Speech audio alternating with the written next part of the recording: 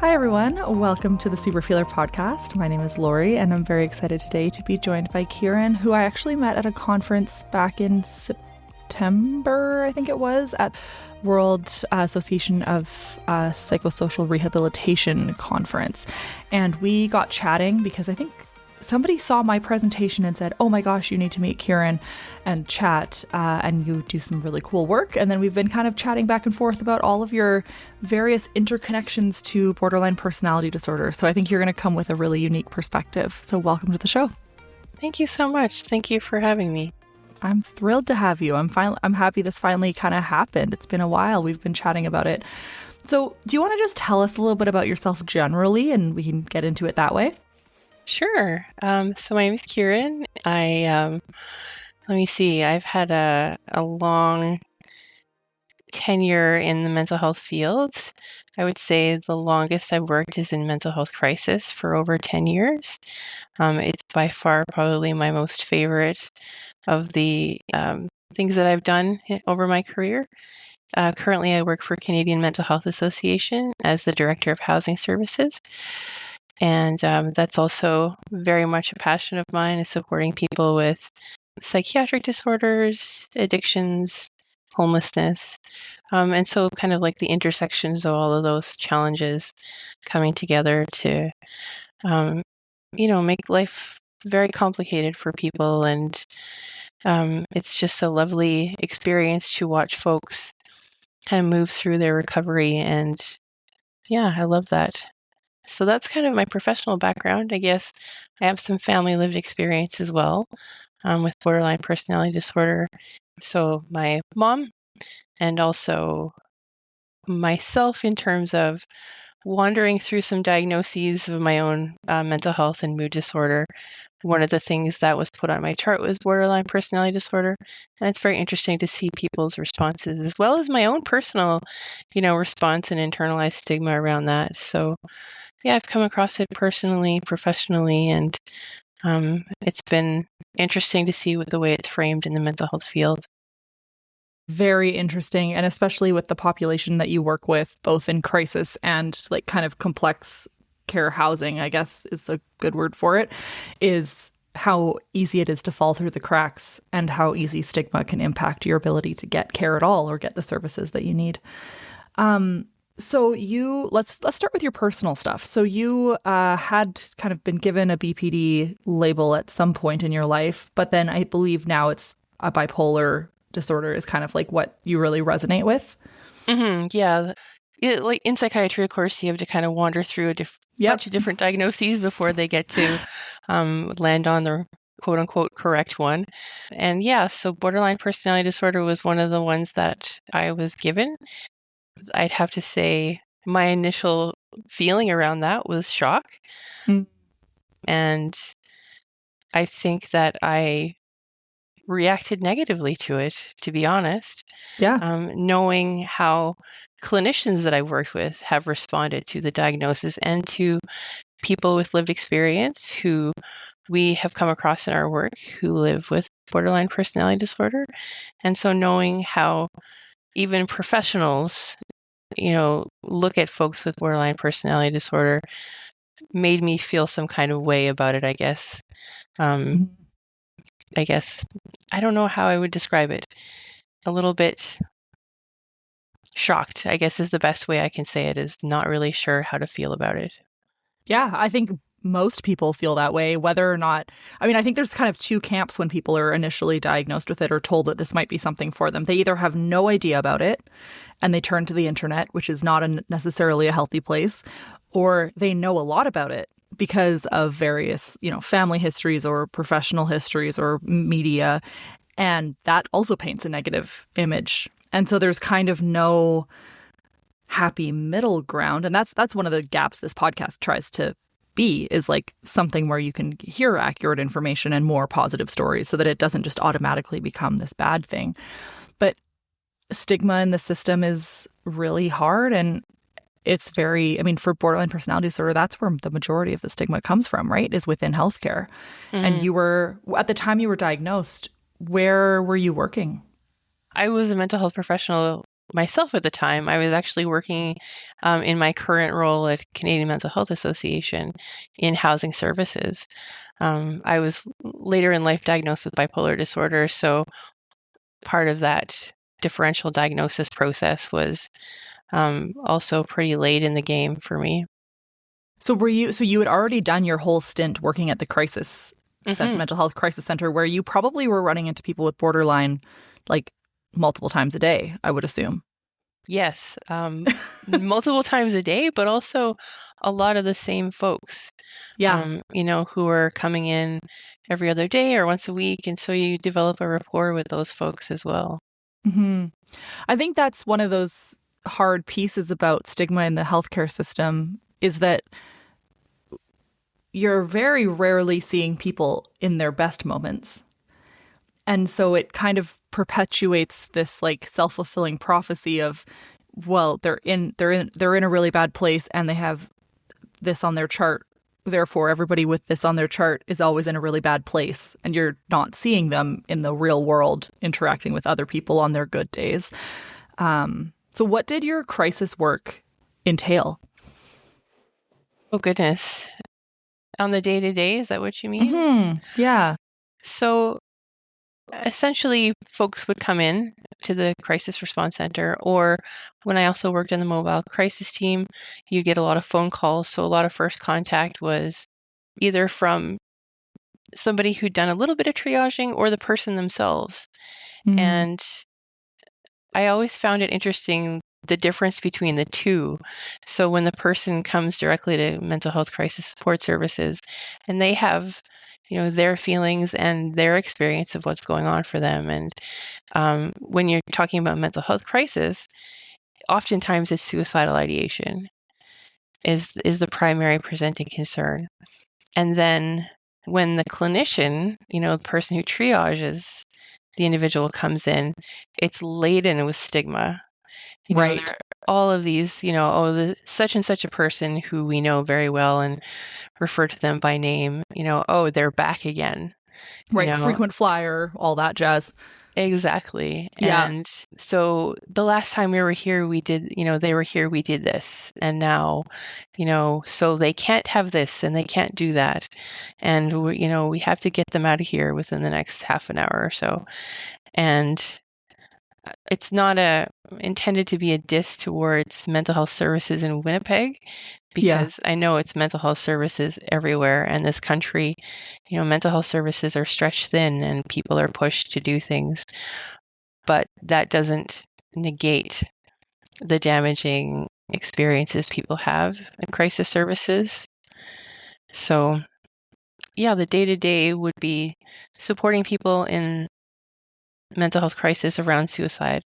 And I'd have to say one of the biggest things for me was just spending time with a person. Mm. And I think that sometimes because of the rush and the pressure in Yeah. mental health support to quote unquote get people out the door, people get lost in some people just want to be heard. They hmm want to say, I had a really bad day and here's what happened to me. Or, I had this altercation, or my boyfriend and I, or my partner and I had this conflict and I just feel so dysregulated right now. And just giving people the opportunity, maybe longer than anyone would like you to, but it's necessary. Totally. I don't know if that Yeah. answers your question.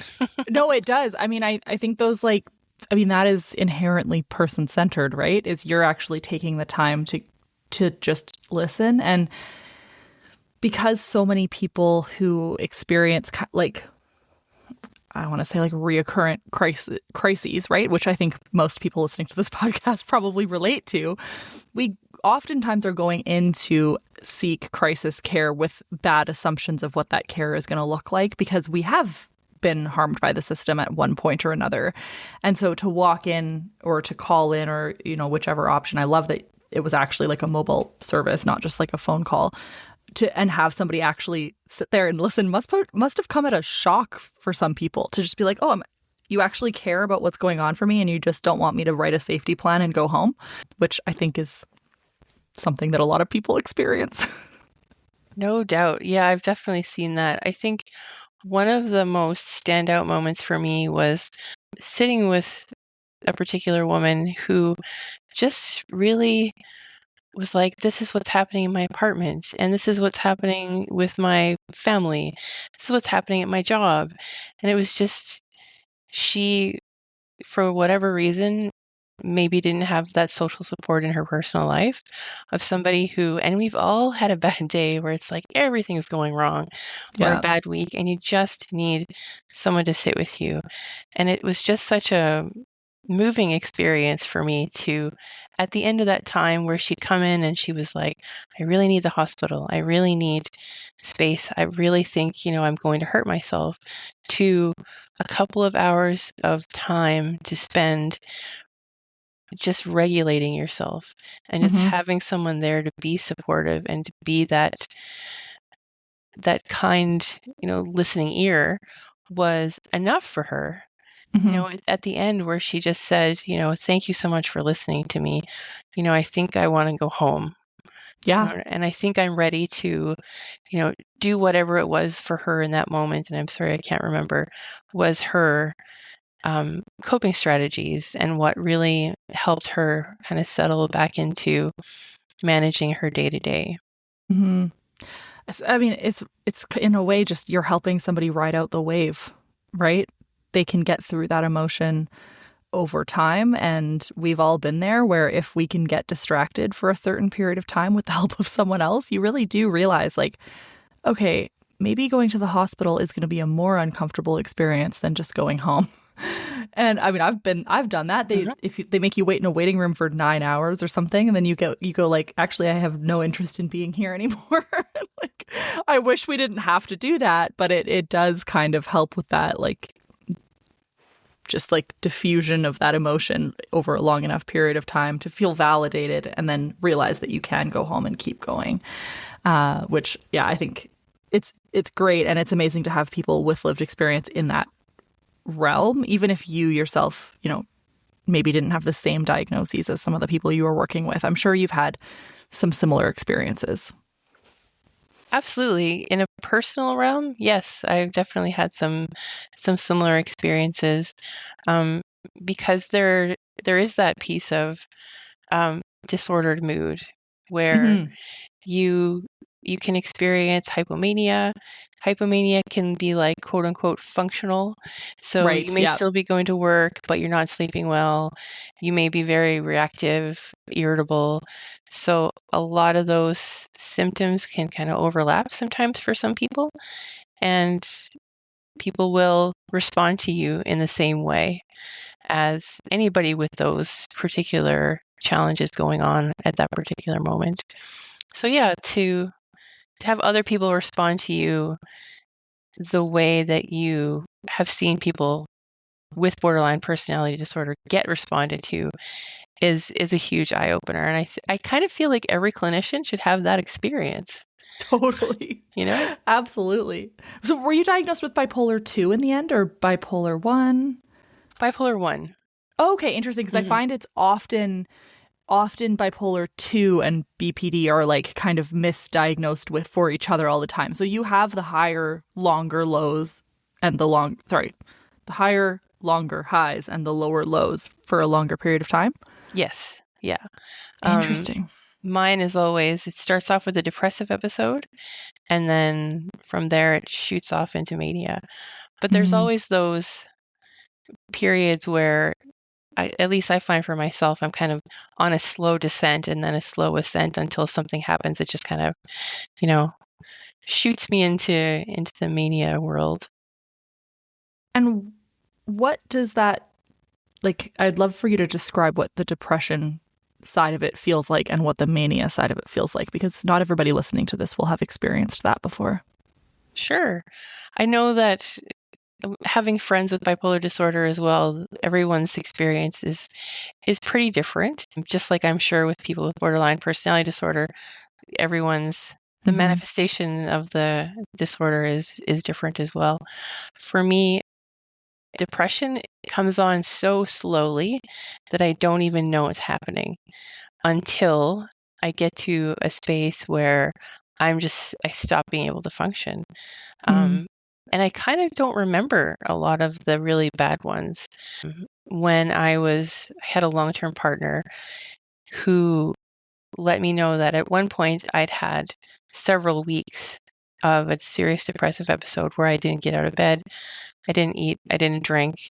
Um, and then I just kind of slowly started to come out of it. But the lows are so low that you can't remember because Yeah. it's like your brain just starts to shut off, or at least that was my experience. Yeah, you're kind of like a zombie at that point. You just are somehow slowly moving through the world without really probably realizing it. Hmm. Yeah, like I was in bed. I was in bed for a few weeks and I didn't get out for anything. And so my partner was the one who was basically keeping me alive. Yeah. Um, so that whole experience, I'd wish that I kind of had some sort of inkling that that had happened. I don't know that that would have changed anything, but just to kind of have that experience. Mm-hmm. And then I guess on the mania side of things, you just, without kind of having the context and really starting to know your own cycles, you you don't realize that, oh, that mood you're feeling, that high, that, oh, I don't really need sleep, I'm going to finish that project, or I'm going to get a jump on this other thing. You're in such a good space. And a lot of people with bipolar disorder, as I'm sure that folks have heard, the mania is the best part, Oh, where you 100%. Yeah. right, you feel like you're on top of the world, you're the most attractive, you've all of this energy, and you just feel like that's the best time of your life. Except Mm-hmm. I have to say, for me, a big part of my manic episodes is actually irritability. So I, when I get to a point where I'm seriously manic, I'm straight up not having a good time anymore. And I really am not fun to be around like maybe other people are, Yeah. It's almost like sleep is important. right? It's almost like Yeah. eating and sleeping might be Yeah. valuable things for a human body. Yeah. I wonder if that irritability was part of what caused that misdiagnosis of the BPD. Do you wonder what caused that? I actually feel like I know. It Okay, hit it me. was 2018, Hmm. and I had oh my goodness, an antidepressant induced manic episode.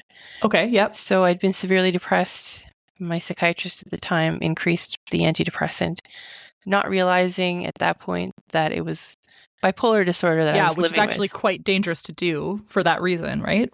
Exactly. And so that basically propelled me on a manic episode that lasted several months. And when I was admitted to hospital, it was for suicidal ideation. Right. And so they automatically assume. Yes, female, Yeah. um, acting very dysregulated, very Yep. irritable, um, comes in suicidal ideation. And at that point, it was in the context, or at least I believed it was in the context of a relationship that I was in at the time, Yes. right? Which is kind of like the classic BPD presentation in a hospital. Yeah. Exactly. Yeah. So I wasn't sleeping, and there were all these other signs that this could have been a manic episode, but it was just there were those Hmm. overlapping symptoms. And I remember clearly the psychiatrist who was on duty to assess me the day after I was admitted very much treated me as though I was there feigning my symptoms for quote unquote attention, as Attention. I'm Yep. sure that Everybody rings listening to true. this Yeah, podcast. Yeah. exactly, right? Like that's the Yeah. whole narrative Yeah. that people hear. And so I was discharged after 3 days. And I continued on my manic way until finally I ended up crashing into a depressive episode and became suicidal again. Right. And that was when I got referred to an outpatient psychiatrist.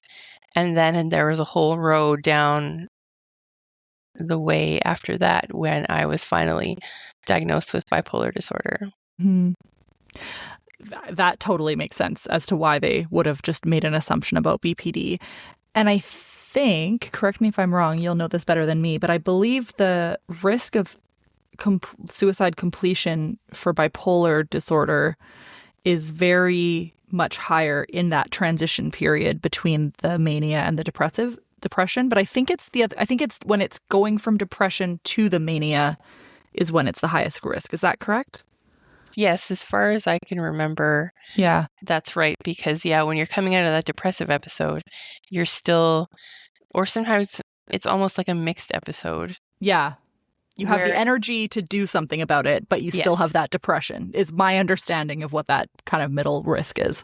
precisely. Yeah. Yeah. And Which that's is when, scary. it's when a lot of people do complete, unfortunately. Hmm.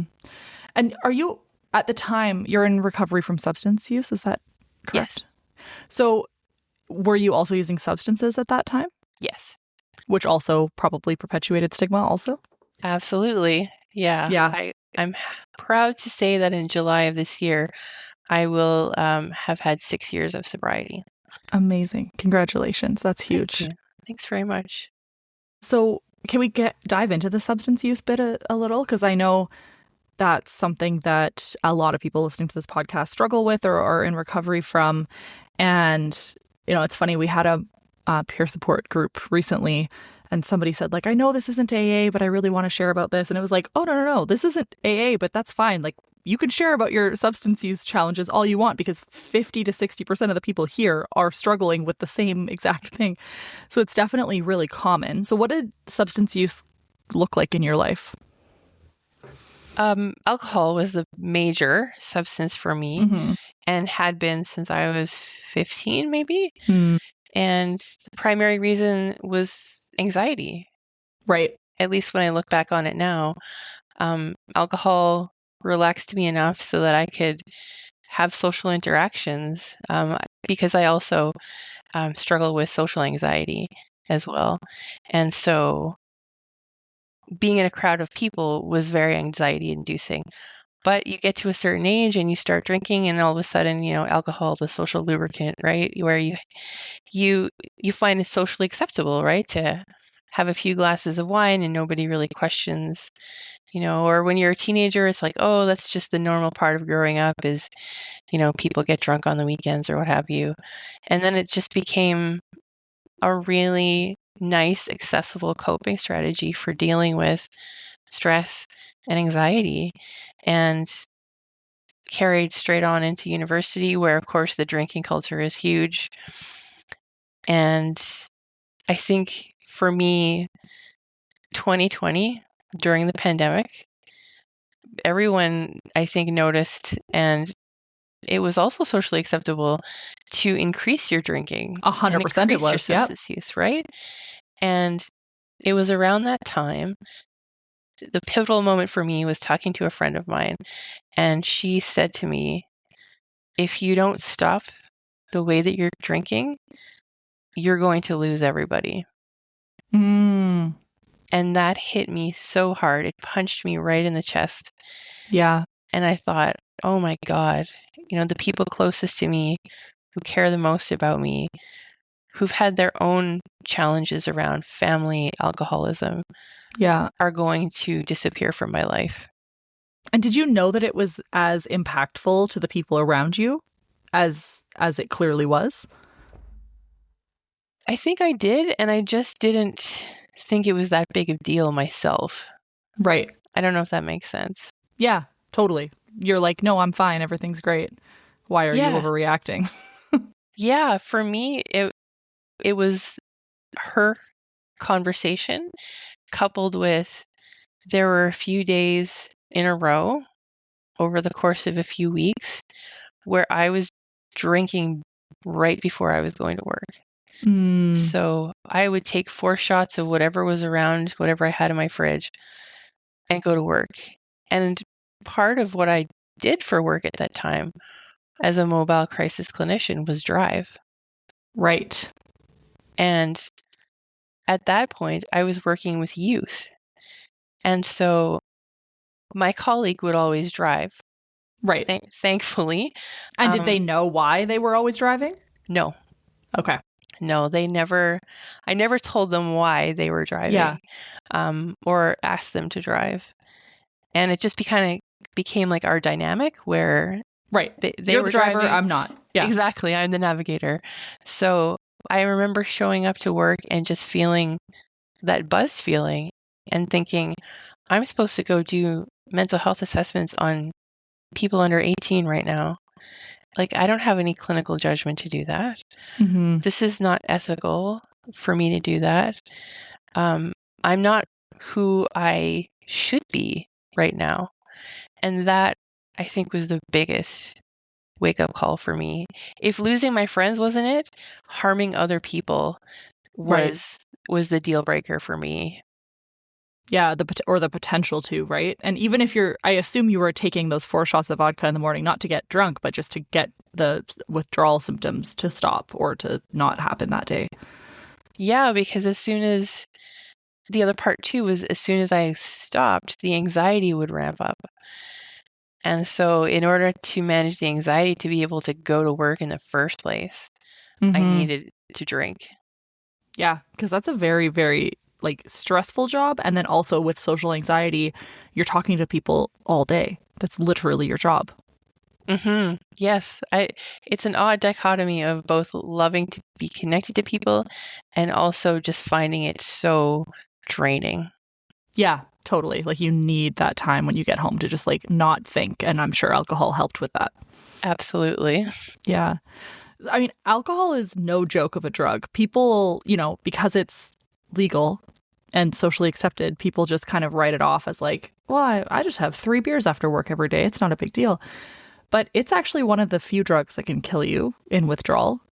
One of two, benzodiazepines being the other. What was that process of coming off of it like?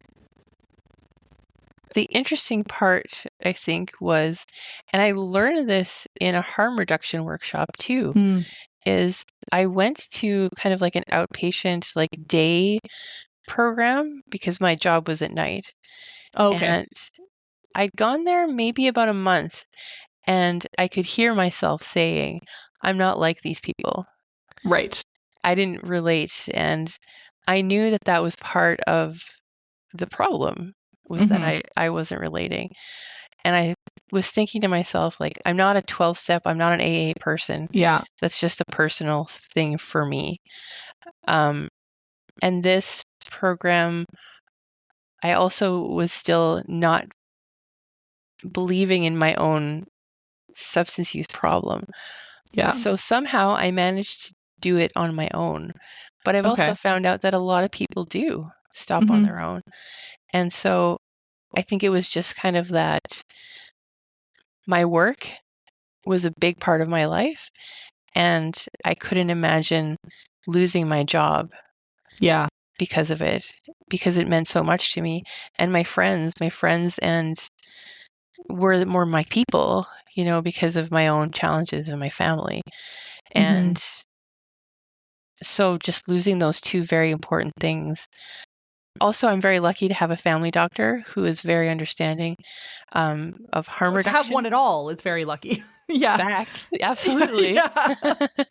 But yes, one who's understanding of harm reduction, that's even better. Yeah. Yeah, she is amazing. And she prescribed me naltrexone, which takes away a lot of the cravings and a lot of the urge to binge on anything that you're addicted to, really. And I Is still that the same one that makes you really sick if you No. do drink? What's that one called? I wish I could remember. There is a drug like that, though. Yes. It like basically like it's like, well, if you're going to drink, that's fine, but you're going to throw up after. Exactly. Yeah, but that's a different one. Okay, so naltrexone is like an anti-addiction drug. Is that the one that's bupropion and something else? They treat food addiction with it too? Yes. Okay, yes. Okay, anyways, sorry. Wellbutrin and something else is like the combination that makes that drug, I think. Yeah. I can't remember the other one. Anyway, sorry, continue. No, that's okay. I take it and I can't remember. So yeah, no, that's fair. That's fair. I know there's a cheaper way to get it that is not the combined version. It's 2 separate pills, and now because I know it's used for treating food addiction. Anyways, continue. That's not important. You're right though, like because I also, when I tried to come off it, because I thought, you know what, I think I'm ready after 5 years. Yeah. And I wasn't. And I realized Mm, my brain is so connected to that. And I'm also like, another thing I've had struggles with is binge eating. yeah, And so I exactly. noticed as soon as I stopped or reduced the naltrexone, both the urges for overeating and alcohol came back. Hmm. So I went right back to my doctor and I said, I can't do this. Nope. I need this Yeah. medication. Yeah. So, Hey, like my stance 100% of the time is like, if science has a thing to help us make life easier, let's use it. mhm. Because like we don't need to suffer through everything if it works. If there's something that'll help. Obviously, you still have to do the work and you have to like recognize that you do have an addiction and blah blah blah. But like, hey, any tool that can help us, why don't we use it? Mhm. So Yeah, do you think you'll be on it forever? quite possibly. Yeah. Yeah. I think there's an excellent chance, but also I'm going to be on my medication for bipolar disorder forever too. Yeah. No, there's no shame in that. I'm just curious. Yeah. Yeah, exactly. For me, I believe medication is a game changer and a part of your treatment plan, not your whole treatment plan, like you were saying. Exactly. So there's a way to look at it. You know, medication is a great part, but it helps you get to a place where you can try your other coping strategies. Literally like word for word what I say on this show all the time because it's so true. Like when I started taking anti-anxiety meds in high school, like it got me to be able to leave the house enough to go to counseling. That was otherwise I wouldn't have ever left the house. I couldn't leave the house. And same with like, dialectic behavior therapy skills. I have to be able to sleep to be able to learn and then to be able to use the skills that I've learned. So therefore I need Seroquel, right? Like it's all connected. So the detox itself from alcohol, did you do that on your own? I did. Whew. Not a smart Dangerous, thing. not recommended. Yes, dangerous, not recommended. Neither of us are doctors, but please don't do that. No, no, Yeah, definitely do because not it's do very that. dangerous. Yes, people have had serious seizures, and lots of problems like that. I did have my family doctor kind of on speed dial if I needed to. Okay, good. Um, and yeah, I didn't seem to suffer as badly with withdrawal symptoms as I know that other people who have. Hmm. So I'm not sure if that was just something unique to me, or maybe other people as well. I'm sure other people have had, similar experiences with withdrawal, but Everybody's yeah. body is different, right? And like, Mhm. it sounds like you obviously believe in harm reduction as a general concept. And so you might have been doing it naturally to kind of titrate down more in a way that's like not stopping cold turkey, anyways. Who knows? Yeah, I think in retrospect, you're right.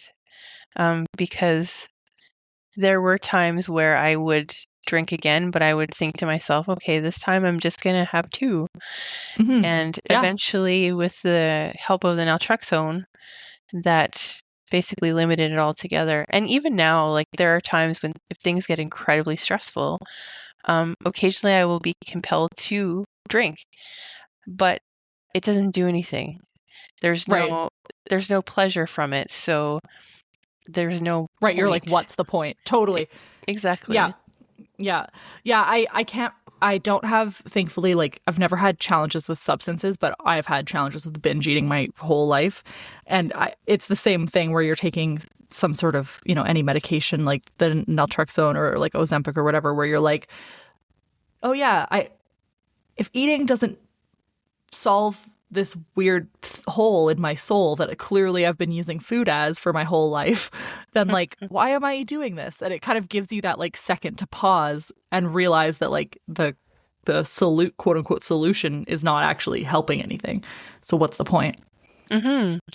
I love that you said like that moment to pause because I feel like at least working with people and connecting with people with borderline personality disorder, all they need is an opportunity to pause. At least that's my perception of things, Mm-hmm. and talking to folks who are experiencing, acute suicidal ideation.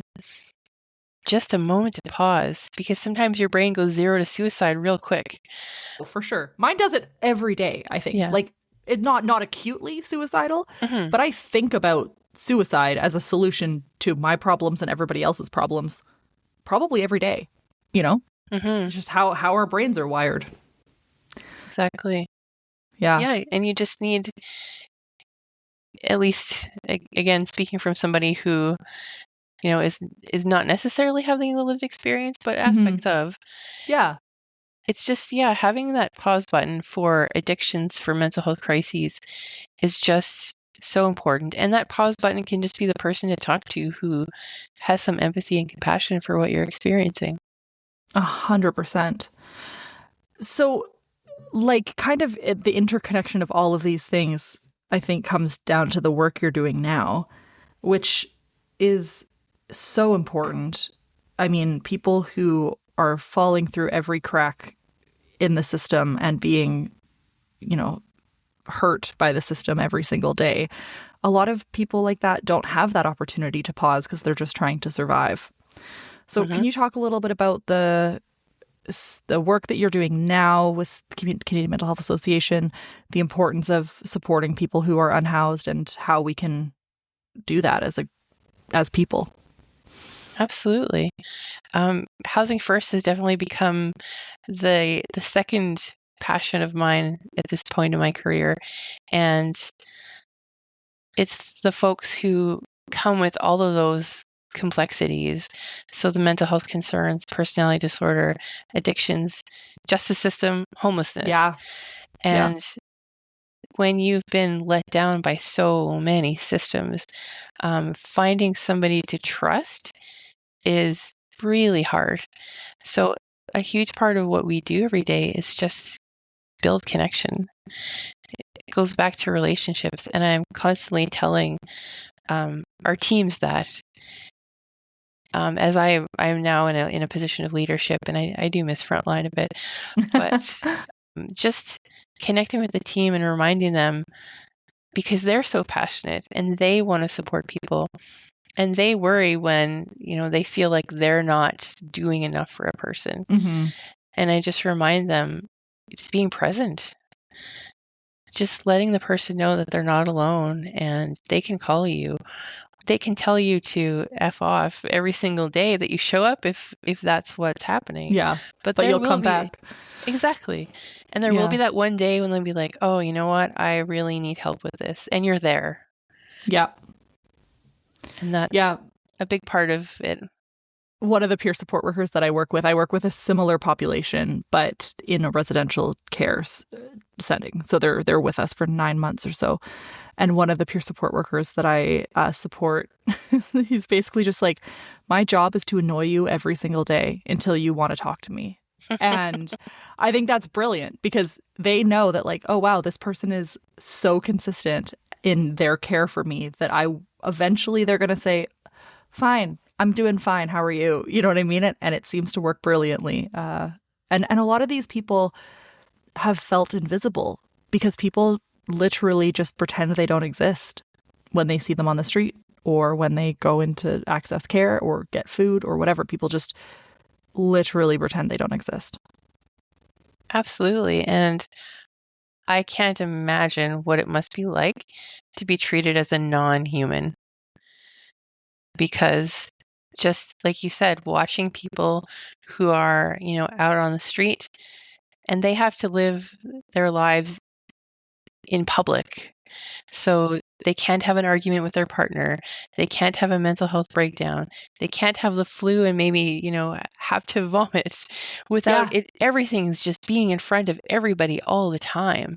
Mm-hmm. And it sounds silly, to say those things, but it's the truth. Like, you have no space to go, you don't have four walls to be behind like the rest of us to have your worst moments. Mm-hmm. And so it's kind of like what you were saying with borderline personality disorder and people encountering crisis services. You're at your worst moment when people see you. Yeah. And so unhoused folks, it's the same thing. You see people at their worst and you assume that that's what they're like too. Yeah. Yeah. And it's just, I mean, we all know about like the cost of living right now and housing becoming more and more out of reach and owning a home almost impossible for most people at this point. So more and more people, unfortunately, can relate to how tenuous housing can be.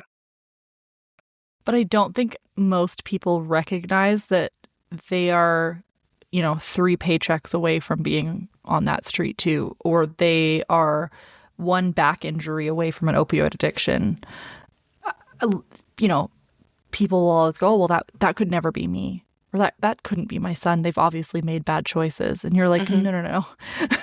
Like, there's Absolutely. so much that can happen to you, as it doesn't matter who you are, that could land you in that exact same spot. And so how would you want to be treated by the person walking by you on the street? Exactly. And one of the things that I always say to the team that I just finished managing actually is that person you see on the street, they were a child with hopes and dreams. They didn't want to be where they are right now. They have families who wonder about them. They have inside them hobbies they would love to pursue. That's a Yeah, whole person with a whole life with goals and plans. And right now they're just in survival mode. And if they have one opportunity, and in Housing First, what I love about that is as soon as people get housed, that's when all of those goals come back and all yeah, of those dreams, start to bloom again.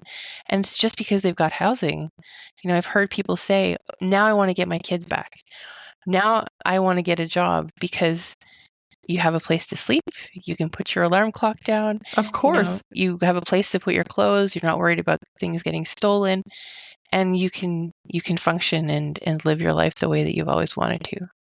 Yeah, and you have a fixed address to get an ID that you need to get a job. Like, there's so many Hmm. factors. Like, to get a driver's license, you need an address. Like, well, actually, I don't know if you need an address, but I assume you do. There's a million factors that impede people from even making that first step, right? Hmm. And if we can get them somewhere to live, to be able to put that cortisol level down for like 5 minutes, then we're off to a good start. Absolutely. And every single one of those people has potential too. Not only were they a child, not only do they have hopes and dreams and things they want to pursue, but they also have potential to do those things. We just have to support them to get there. Absolutely. I had the pleasure of talking to someone the other day because I also still work for a crisis support line. Mm. I just can't stop doing crisis work. It's And almost like you grew up in chaos and now you have to do everything in chaos. Does that resonate? that resonates pretty hard there, Lori. Sorry. Sorry. No, you're right. And this gentleman was talking about how he didn't realize that peer support was a thing, Mm, and the things that have happened to him could actually be used to support other people, and that all of the reasons he was beating himself up over on the phone were actually gifts that he could share with other people. And it was just lovely to hear that. that's the best example of peer support changing not only one person's life, but two people's lives, and then a million people after that, Right? is when people realize, like, oh, I've gone through all of this for a reason, and now I can help someone else. There's nothing more powerful than that. Agreed. Yeah. So speaking of chaos, do you want to talk about your childhood at all? Sure. What I'm was that like? You said your mom had borderline personality disorder. Was she diagnosed and treated?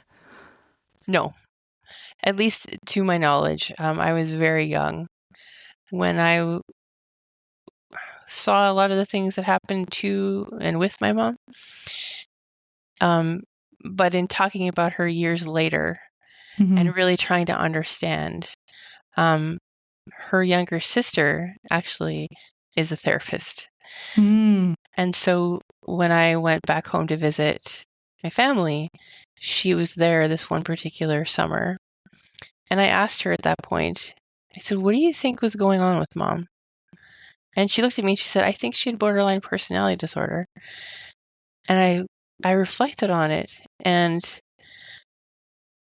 I can't say for sure, But a lot of the things really do resonate with her very unpredictable behavior. And it's unfortunate that in the 80s, right? I don't know what the mental health system in Newfoundland, of all Yeah, places, right? probably not ideal. Yeah. Yep, exactly. Would have been like, or how she might have been supported or not.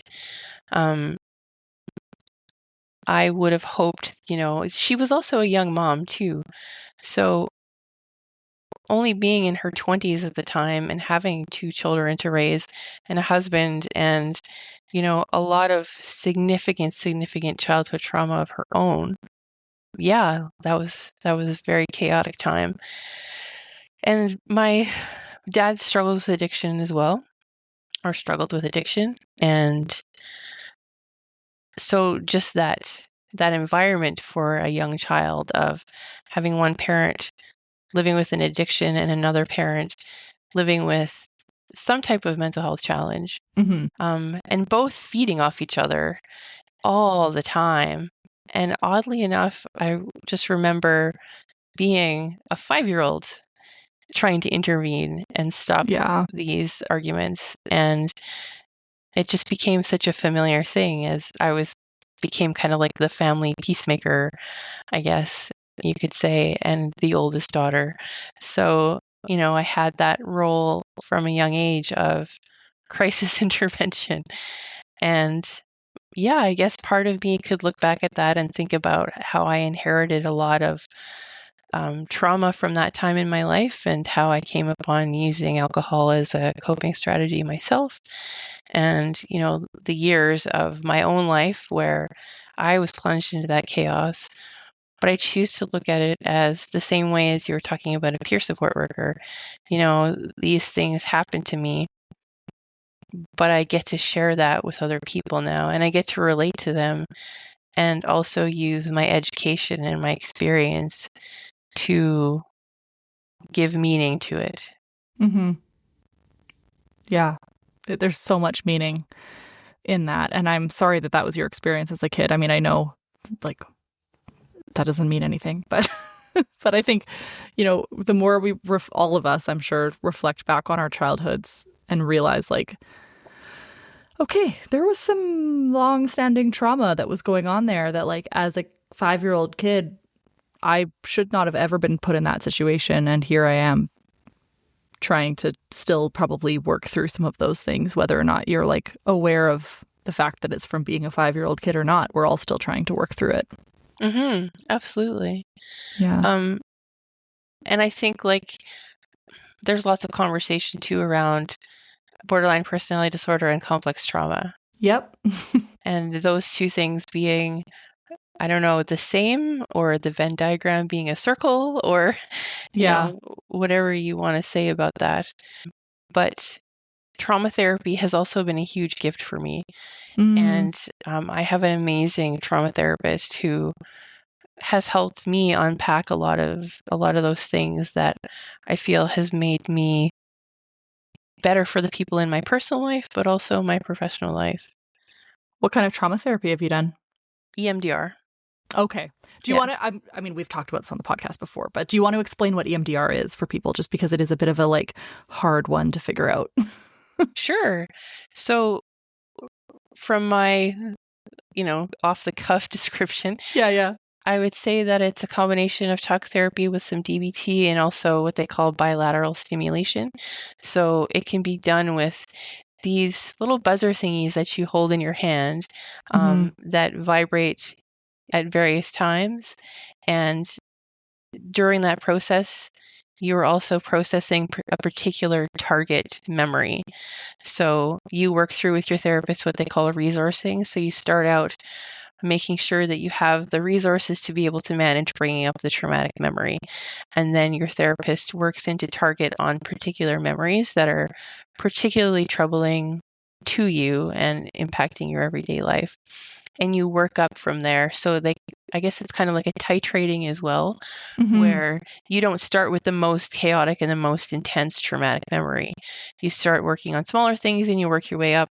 But there's also, of course, the eye movement part, which is where the therapist will move their finger back and forth, and you just watch their finger with your eyeballs.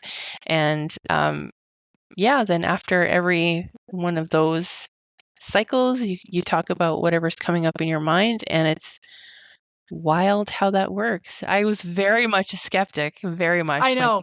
It feels like it's not real, but mhm. it's actually very well evidence based and backed up and seems to work for a lot of people, even though it feels like complete bullshit. Yes, yes, exactly. I was one of those people who thought, oh my God, this is not going to work. Yeah, me too. But it does. And it makes sense too, because, right, like your nervous system, your body is not excluded from your brain as much as we like to think it is. So having your body somehow involved in your trauma healing, of course, it makes sense. Yeah, and I believe like what it's really trying to do is rewire the neural pathways that are dealing with that memory to be like, okay, here we are in a situation where I am safe and I'm able to process these traumatic or stressful things. I still don't totally understand the science behind it. I don't know if I ever will. Unfortunately, for me, I have this inability to visualize things. Like I Oh, can't do okay. it. There's a word for it. I can't remember what it's called now, but it's an actual thing. And I can't visualize things. So if you say like picture an apple, I can't do it. So it's very hard for me to do EMDR because oftentimes you're supposed to be visualizing a memory Mm, and I can't visualize the memory. So I've tried it and I've had some success with it, but it's like I think for people who are able to visualize things, it makes it a lot easier. Or you need to have a very, very, very good counselor who is like able to kind of work through it without the visual. It's very strange. interesting. Yeah. I've heard of that before, but it didn't occur to me, in the context of therapy, what that could mean for a person. Yeah, and I didn't either until maybe 4 years ago. I was talking to a colleague who told me that he can't visualize things. And I was like, wait, what? And then I started looking into it and I realized like my whole life, you go through therapy since what? I was 12 or whatever. And people are trying to get you to visualize stuff all the time. Mindfulness, 50% of what people are trying to get you to do is visualize stuff. And I've always had a super, super, super hard time with it. And so once I realized, like, oh, I actually don't have that ability to visualize things, I was able to pick mindfulness activities that don't require visualizing things. And it completely changed how I do mindfulness. It's wild. So if anybody's listening to this and is like always had a hard time trying to visualize, walk through the forest and imagine your happy place, and you're like, I can't visualize a happy place or a forest or whatever, you should think about aphantasia, it's called, or also called mind blindness, and it's a spectrum. So I'm sure I don't have the hardest core thing, but it's very much something to think about if you have a hard time with certain forms of mindfulness and EMDR. And it's funny because my poor counselor who does EMDR all the time was like very tripped up by it because she kept saying, no, but just visual. And I was like, right, but that's not going to happen. And then she kept going in circles like, right, but that's how this process works. So what am I? It was kind of funny. But yeah, I'm glad EMDR has been so impactful for you. And again, that combination of medication and therapy, that's what you got to do. Absolutely. Yeah. So is there anything that we haven't talked about that you really wanted to talk about today? A little bit, yeah. Yeah, hit me. I have to say that people who live with borderline personality disorder are my favorite people to talk to in crisis work. Um, and the reason is not only because of the way that the system treats them, Mm, and a person is just so grateful for the fact that you're there to sit with them, in that moment that things are terrible, but also just listening and reflecting on someone's inner world and understanding, like really getting to understand what is going on here and what what's led the person to this moment, and just the pain and the suffering that a person must be experiencing to feel that to avoid what's going on for them, they feel like ending their lives is the way to do that. Mhm. And I just think for me, that's been such a privilege to be able to sit with people and listen to their stories and provide a space for validation where maybe they don't get that a lot.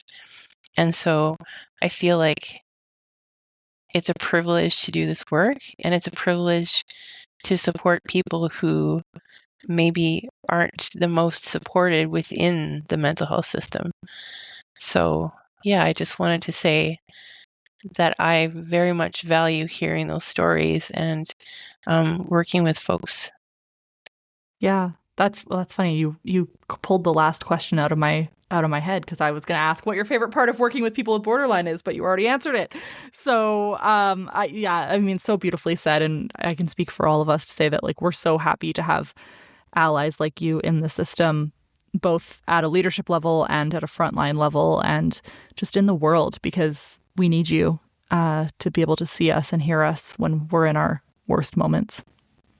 I think that if I can say one other reflection, Mm-hmm. is my favorite thing that I heard, and I believe it was just, it's so simple and silly, from a clinician was, if people are attention seeking, Give give them them attention. attention, Yep, right? 100%. And it's like, it's so simple and Yeah, it's so simple it's ridiculous, right?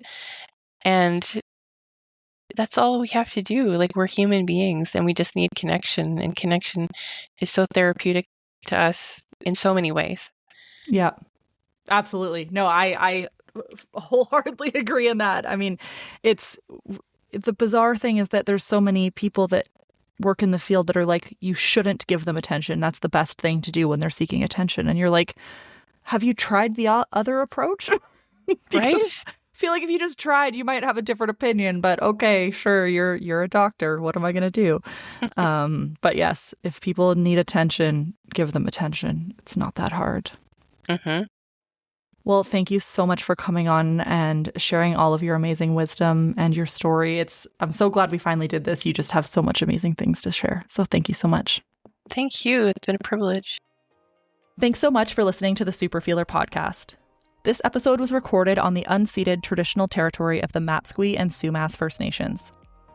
If you'd like to support the show, you can find bonus content on Patreon or donate directly on PayPal. If you're looking for peer support and joining the best BPD community out there, you can sign up for the Superfeelers Club or Skills Lab sessions for free at www.superfeeler.ca/peer support. If you enjoyed today's episode, please subscribe, leave a rating or review, and share it with someone who might find it helpful. It really does make a difference and helps more people find the show. Truly, that 5-star rating means way more than you think it does. Don't forget to follow me over on social media for announcements, show clips, and more.